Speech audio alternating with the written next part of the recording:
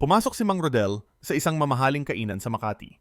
Walang porma, simple lang ang suot, pero halatang may kumpiyansa sa sarili.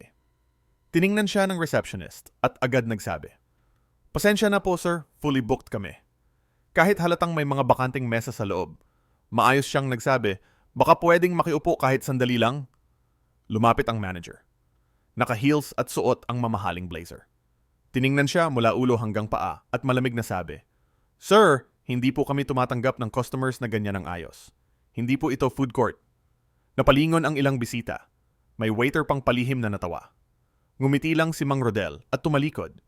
Pero bago siya makalabas, pumasok ang isang lalaking naka-Amerikana. Agad siyang binati ng staff. "Welcome back po, sir!" sabi ng manager. Ngumiti ang lalaki. "Andito po ba yung majority owner?" Sabi niya, "Magkikita kami rito." Huminto si Mang Rodel, humarap, at kalmadong sabi, "Nandito na ako." Tumahimik ang buong restaurant. Lumapit siya, nakipagkamay sa bisita, at saka tumingin sa manager. "May 65% akong pag-aari sa restaurant na to. At sa lugar ko, walang sino mang dapat bastusin dahil lang sa itsura. Pwede ka nang umalis. Tanggal ka na tahimik. Walang sigawan. Pero ramdam ang bigat ng autoridad." Umupo siya sa pinakamagandang mesa. At ang mga nanghusga, natahimik lang.